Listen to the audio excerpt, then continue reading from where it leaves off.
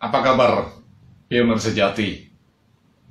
Jika di video bagian pertama kita sudah membahas poin 1, yaitu CoinPy bukan kripto konvensional yang melakukan ICO. Video ini adalah bagian kedua dengan judul CoinPy memiliki underlying aset, kripto konvensional tidak. Tetapi sebelumnya, saya mengajukan disclaimer dulu nih ya. Dengan latar belakang sarjana di bidang IT, saya telah berupaya menyusun penjelasan berikut dengan bahasa yang lebih sederhana, tidak terlalu teknis dengan istilah-istilah IT, agar memudahkan pemahaman para pionir. Sebagai informasi juga, S2 saya jurusan Strategic Management dari salah satu universitas negeri di Yogyakarta.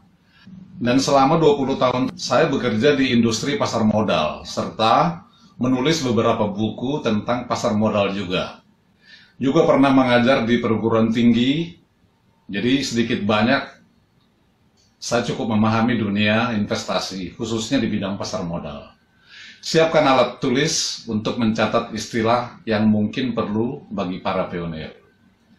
Dan mohon maaf juga, jika di episode sebelumnya saya mengatakan berhubung durasinya lumayan panjang, terpaksa topik ini akan saya bagi menjadi 2 atau 3 episode. Benar saja, akhirnya saya bagi menjadi 3 episode, dan video ini adalah episode kedua. Dan saya mengingatkan lagi bagi Anda yang belum melakukannya, segera subscribe dan share video ini ke seluruh referral Anda agar semua pionir sepaham. Juga tap tombol bell agar kepada Anda diberi notifikasi untuk video tutorial berikutnya, sekaligus menyimak video-video tutorial yang telah diupload sebelumnya. Oh ya, pada salah satu video tutorial sebelumnya ada komen seperti ini. Saya bacakan intinya saja ya. Bitcoin dan Ethereum itu sudah jelas fundamental dan harganya. Pi Network diperdagangkan saja belum? Dan saya jawab seperti ini. Bitcoin, Ethereum, dan semua kripto yang ada saat ini tidak memiliki fundamental sama sekali. Pi Network punya, dan bisa dipertanggungjawabkan dari segi accounting. Itu jawaban saya. Kenapa saya katakan Bitcoin dan semua kripto lainnya tidak memiliki fundamental? Mau tahu kenapa? Karena fundamental itu harus bisa dianalisis laporan keuangannya.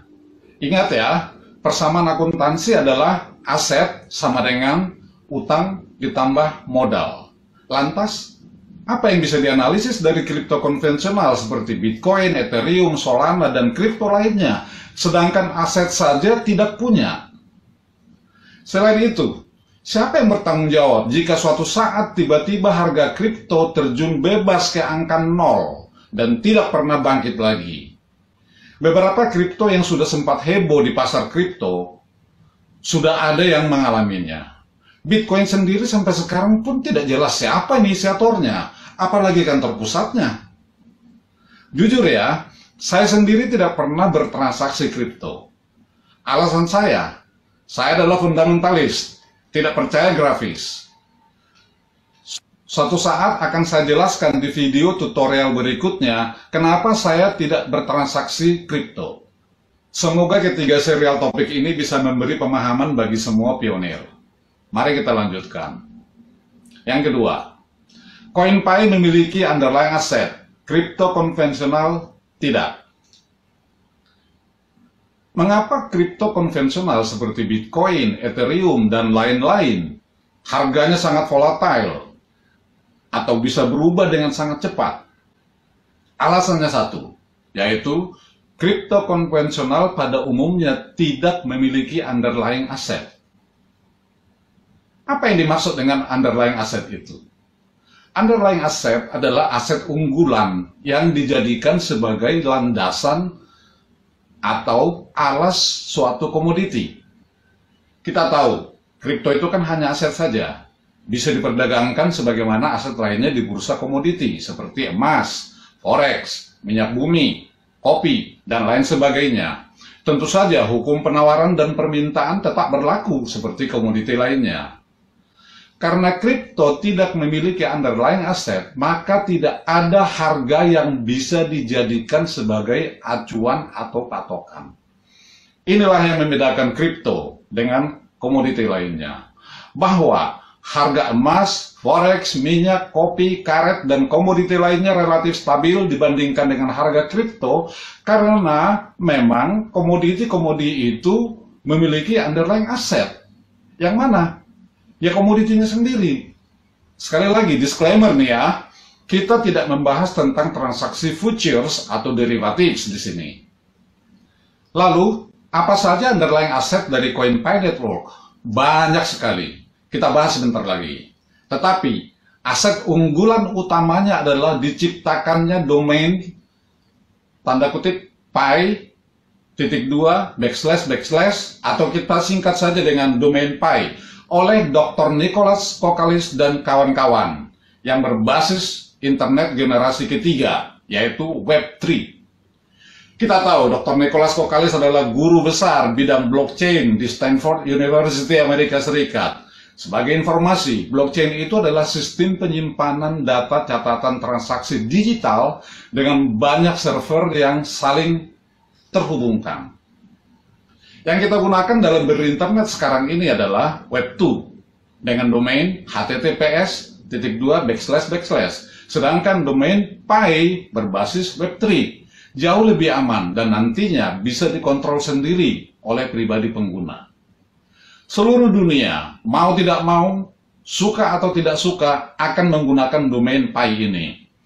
Mulai dari dunia bisnis, perbankan, pemerintahan, pendidikan, perhotelan, rumah sakit, pariwisata, dan semua segmen bisnis atau institusi pemerintahan yang memiliki website akan menggunakan domain pi. Bahkan nanti apabila Anda membuka media sosial seperti Facebook atau media entertainment seperti YouTube, Instagram, TikTok pun tanda kutip harus menggunakan domain pi ini. Pokoknya dunia internet akan berevolusi ke Web3. Mengapa harus Web3? Seperti dijelaskan oleh Dr. Cheng Diofan, salah seorang co-founder sekaligus menjabat sebagai Head of Product di Pi Network. Dalam cuitannya di Twitter, Pi Network akan memainkan lebih banyak peran di dalam infrastruktur Web3, seperti augmented reality, virtual reality, Internet of Things, dan Metaverse, yang semuanya akan menjadi teknologi yang sangat penting di era baru internet, di mana teknologi dan solusinya akan membuat internet lebih handal dan terhubung ke dunia nyata. Saya jelaskan dulu satu persatu. Menurut Ronald T. Azuma, tahun 2008, augmented reality adalah penggabungan benda-benda nyata dan maya di lingkungan nyata, berjalan secara interaktif dalam waktu nyata. Dan terdapat interaksi antar benda dalam 3 dimensi, yaitu benda maya terintegrasi di dalam dunia nyata. Penggabungan benda nyata dan maya dimungkinkan dengan teknologi tampilan yang sesuai. Interaktivitas dimungkinkan melalui perangkat-perangkat input tertentu, dan integrasi yang baik memerlukan penyediaan yang efektif. Sedangkan virtual reality adalah teknologi yang membuat pengguna dapat berinteraksi dengan lingkungan sungguhan dunia nyata yang disalin, atau lingkungan fiktif yang hanya ada dalam imajinasi. Memang, sepertinya kita akan hidup di dunia dongeng jadinya. Tetapi teknologi ini sudah benar-benar nyata dan mau tidak mau, kita akan semakin terlibat di dalamnya ke depan nanti. Beberapa perusahaan teknologi informasi seperti Facebook misalnya sedang ngebut untuk mengembangkan teknologi ini. Aplikasi PayBao di Pi Network akan dapat digunakan sebagai infrastruktur pembayaran digital asli Web3. Aset digital akan menjadi benar-benar tanpa batas dan tanpa perantara, yang diharapkan dapat meningkatkan infrastruktur pembayaran Web2 yang mahal dan besar. Internet of Things akan menghubungkan berbagai perangkat melalui internet. Augmented reality menyematkan elemen visual digital ke dunia nyata, dan virtual reality membangun lingkungan yang dihasilkan komputer yang diisi oleh item aset digital.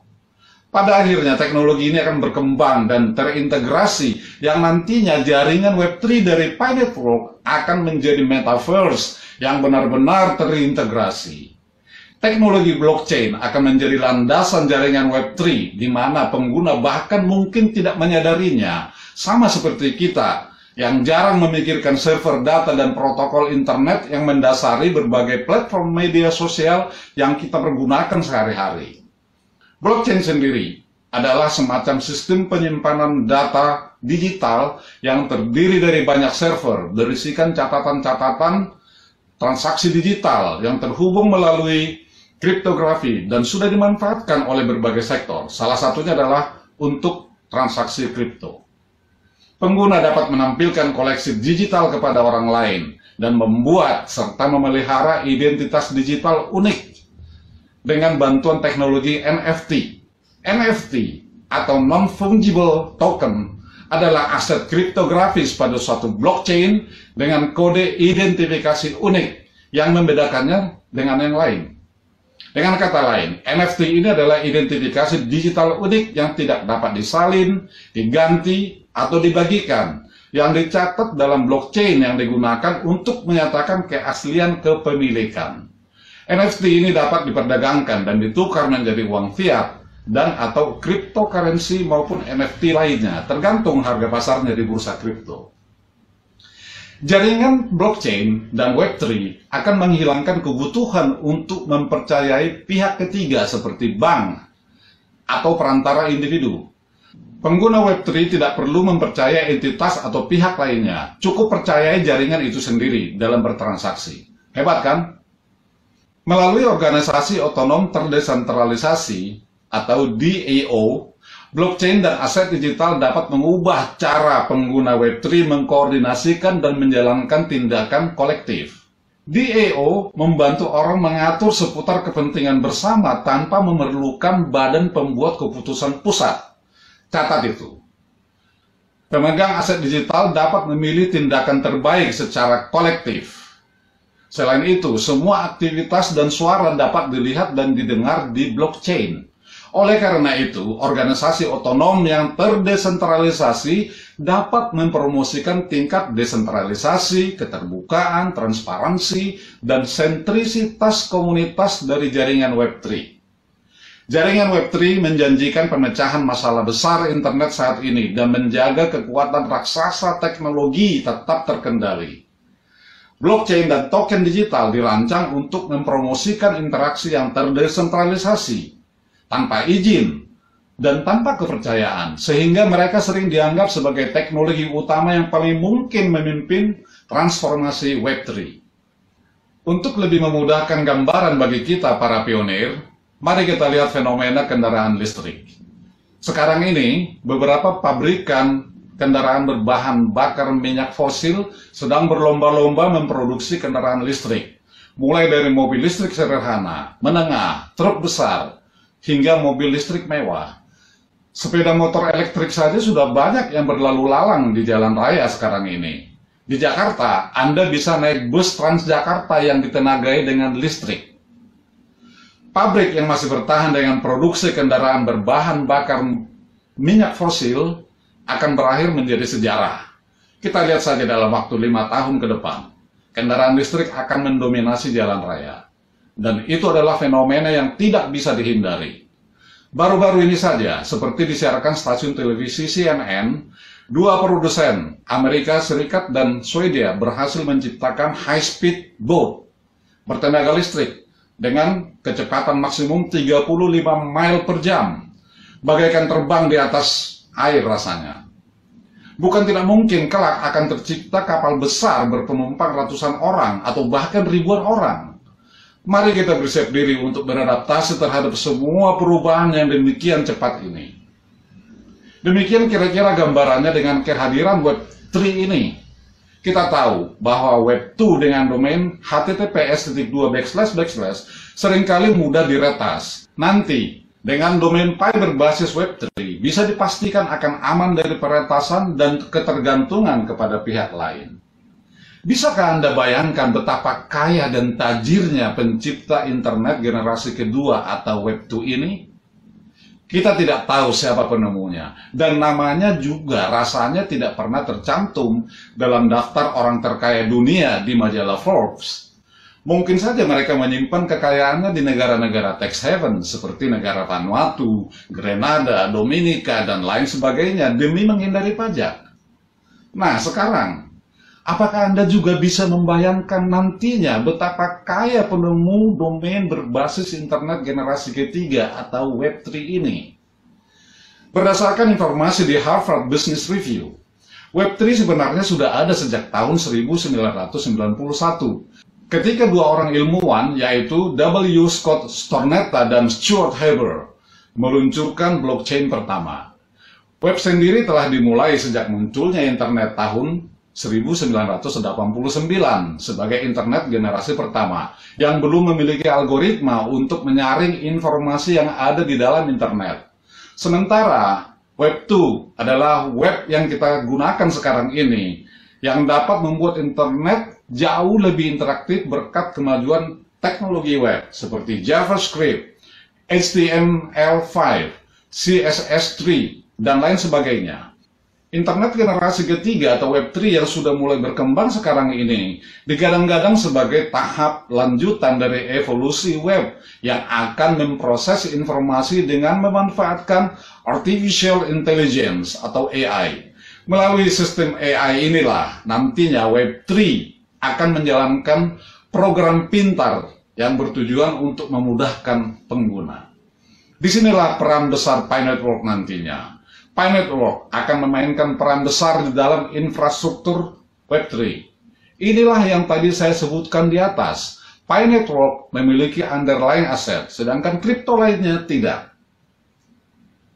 Selain domain Pi berbasis Web3, masih banyak underlying aset lainnya yang dimiliki Pi Network, terutama aplikasi-aplikasi yang dihasilkan dari proyek hackathon yang akan menjadikan koin Pi atau apalah nanti istilah yang pas untuk menamai Pi Network ini akan menjadi sangat mahal dan sangat langka. Let's see them. Sampai jumpa pada video tutorial bagian ketiga dengan judul ribuan aplikasi dari Project Hackathon. Keep mining, Pioneer. Bye.